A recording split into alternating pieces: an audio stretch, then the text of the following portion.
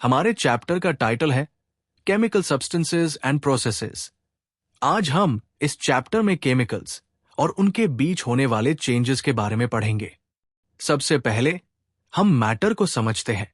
दुनिया में हर चीज जो स्पेस लेती है और जिसका मास होता है वो मैटर है, और हर मैटर बहुत छोटे पार्टिकल से बना होता है जिन्हें एटम्स कहते हैं। जब ये एटम्स आपस में जुड़ते हैं तो वो मॉलिक्यूल्स बनते हैं। मैटर 3 अलग अलग स्टेट्स में एग्जिस्ट करता है।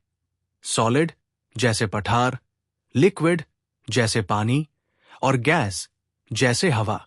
अब बात करते हैं प्योर सब्सटेंसेस की। ये वो मटेरियल्स होते ही है जो सिर्फ एक हाई तरह के पार्टिकल से बेनी होते हैं। या तो सब एटम्स एक जैसे होंगे या सब मॉलिक्यूल्स एक जैसे होंगे। एलिमेंट्स ये सबसे सिंपल प्योर सब्सटेंसेस है। इनमें सिर्फ एक हाई टाइप के एटम्स होते हैं, जैसे आयरन सिर्फ आयरन एटम्स से बना है और ऑक्सीजन सिर्फ ऑक्सीजन एटम्स से। कंपाउंड्स जब 2 या 2 से ज्यादा डिफरेंट एलिमेंट्स के एटम्स एक फिक्स्ड रेशियो में केमिकली कंबाइन होते हैं तो वो कंपाउंड्स बनते हैं। एग्जाम्पल, वाटर H2O हमेशा 2 हाइड्रोजन एटम्स और एक ऑक्सीजन एटम से मिलकर बनता है। इसका रेशियो कभी चेंज नहीं होता। प्योर सब्सटेंसेस के अलावा मिक्सचर्स भी होते हैं। मिक्सचर्स में 2 या 2 से ज्यादा सब्सटेंसेस किसी भी प्रोपोर्शन, मतलब किसी भी अमाउंट में मिक्स हो सकते हैं। इंपॉर्टेंट बात यह है कि मिक्सचर्स में कंपोनेंट्स केमिकली कंबाइन नहीं होते, वो बस फिजिकली मिक्स होते हैं। जैसे हवा में बहुत सारी गैसेस मिक्स होती है, या मिट्टी, सॉल में अलग अलग चीजें मिक्स होती है। लेमनेड भी एक मिक्सचर है। केमिस्ट्री में एलिमेंट्स को रिप्रेजेंट करने के लिए हम शॉर्ट फॉर्म्स या सिंबल्स यूज करते हैं। ये सिंबल्स जनरली इंग्लिश अल्फाबेट के लेटर्स होते हैं। कुछ कॉमन एग्जांपल्स हैं। हाइड्रोजन के लिए H, सोडियम के लिए Na, आयरन के लिए Fe, कॉपर के लिए Cu, ऑक्सीजन के लिए O, कार्बन के लिए C और क्लोरीन के लिए Cl। ये सिंबल्स यूनिवर्सल होते हैं, मतलब पूरी दुनिया में इनका मतलब एक ही होता है। केमिकल फॉर्मूला हमें बताता है कि किसी सब्सटेंस में किस टाइप के एटम्स हैं और कितने नंबर में हैं। कैसे लिखते हैं? सबसे पहले एलिमेंट्स के केमिकल सिंबल्स लिखते हैं, फिर हर एलिमेंट के एटम्स का नंबर उसके सिंबल के राइट साइड में नीचे की तरफ में लिखा जाता है। अगर नंबर 1 है तो उसको लिखते नहीं है। एग्जाम्पल्स, वाटर H2O का मतलब है कि एक वाटर मॉलिक्यूल में 2 हाइड्रोजन एटम्स और 1 ऑक्सीजन एटम है। कार्बन डाइऑक्साइड को 2 में 1 कार्बन और 2 ऑक्सीजन एटम्स है। नाइट्रिक एसिड HNO3 होता है और ग्लूकोज C6H12O6 होता है। कुछ सब्सटेंसेस चार्ज्ड पार्टिकल से बनाई होते हैं जिन्हें आयॉन्स कहते हैं। आयॉन्स या तो पॉजिटिव चार्ज वाला ही होते हैं, कैट आयॉन्स जैसे Na पॉजिटिव, Mg 2 पॉजिटिव, या नेगेटिव चार्ज वेल एनियंस जैसे Cl negative, O 2 negative. Formulas कैसे लिखते हैं? Criss cross method. आयॉन्स के सिंबल्स उनके चार्जेस के साथ लिखो। अगर चार्जेस के नंबर्स में कोई कॉमन फैक्टर है तो उसको हटा दो। चार्जेस के नंबर्स को बिना साइन के क्रिस क्रॉस करके दूसरे आयॉन के सिंबल के सबस्क्रिप्ट में लिखो। एक को नहीं लिखते। Examples, sodium oxide Na2, O aluminium sulphate Al2SO4, 3 calcium carbonate CaCO3। Chemical changes, chemical reactions. Physical change, इसमें सब्सटेंस की फिजिकल स्टेट, शेप, साइज या कलर चेंज होता है, लेकिन कोई नया सब्सटेंस नहीं बनता, जैसे आइस का मेल्ट होना। केमिकल चेंज, इसमें एक सब्सटेंस नया सब्सटेंस बन जाता है। इस प्रोसेस को केमिकल रिएक्शन कहते हैं। एग्जाम्पल्स, आयरन पर जंग लगना, रस्टिंग एक केमिकल चेंज है, क्योंकि आयरन एयर और मॉइस्चर के साथ रिएक्ट करके नया सब्सटेंस रस्ट बनाता है। वुड को जलाना भी केमिकल चेंज है, क्योंकि वो ऐश और कार्बन डाइऑक्साइड में चेंज हो जाता है।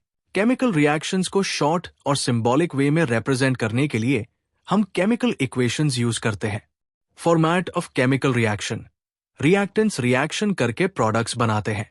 रिएक्टेंट्स वो सब्सटेंसेस होते हैं जो रिएक्शन में पार्टिसिपेट करते हैं, लेफ्ट साइड पार लिखते हैं।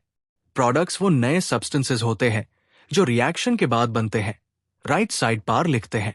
एरो रिएक्शन की डायरेक्शन बताता है। फिजिकल स्टेट्स, हर सब्सटेंस की फिजिकल स्टेट को उसके सिंबल के साथ ब्रैकेट्स में लिखते हैं। S for solid, L for liquid, G for gas और AQ फॉर एक्वियस सोल्यूशन, मतलब पानी में घुला हुआ सोल्यूशन। एग्जाम्पल, C+O2CO2 का मतलब है कि सॉलिड कार्बन गैस ऑक्सीजन के साथ रिएक्ट करके गैस कार्बन डाइऑक्साइड बनाता है। एक बैलेंस्ड केमिकल इक्वेशन में रिएक्शन के दोनों साइड्स, रिएक्टेंट्स और प्रोडक्ट्स, पार हर एलिमेंट के एटम्स का नंबर सैम होना चाहिए। ये law of conservation of mass को फॉलो करता है। रूल, आप किसी भी सब्सटेंस का केमिकल फॉर्मूला चेंज नहीं कर सकते बैलेंसिंग के लिए। मेथड, फॉर्मूला के आगे एक सूटेबल कोएफिशिएंट नंबर लगाते हैं। एग्जाम्पल, हाइड्रोजन और ऑक्सीजन से वाटर बनता है। पहले ये अनबैलेंस्ड थी, H 2 + O 2H 2O, लेकिन जब हम कोएफिशिएंट्स लगाते हैं 2H 2 + O 2H 2O, तो दोनों तरफ हाइड्रोजन के 4 और ऑक्सीजन के 2 एटम्स हो जाते हैं और इक्वेशन बैलेंस हो जाती है। केमिकल रिएक्शंस अलग अलग टाइप्स की होती है। कॉम्बिनेशन रिएक्शन, इसमें 2 या 2 से ज्यादा रिएक्टेंट्स मिलकर एक नया प्रोडक्ट बनते हैं। जैसे हाइड्रोजन और ऑक्सीजन कंबाइन होकर वाटर बनते हैं 2H 2 + O 2H 2O। Decomposition reaction, इसमें एक सिंगल रिएक्टेंट ब्रेक होकर 2 या 2 से ज्यादा प्रोडक्ट्स बनता है। जैसे वाटर को इलेक्ट्रिक करंट पास करके हाइड्रोजन और ऑक्सीजन में तोड़ना 2H 2O। Electric current 2H 2 + O 2। Displacement reaction, इसमें एक एलिमेंट किसी कंपाउंड में से दूसरे एलिमेंट को डिस्प्लेस, रिप्लेस कर देता है। एग्जाम्पल, जब भी आयरन नेल को ब्लू कलर के कॉपर सल्फेट सोल्यूशन में डालते हैं तो सोल्यूशन लाइट ग्रीन हो जाता है, क्योंकि आयरन कॉपर को डिस्प्लेस करके आयरन सल्फेट बनाता है और नेल पार ब्राउन कॉपर डिपॉजिट हो जाता है। Equation Fe + CuSO 4 FeSO 4 + Cu।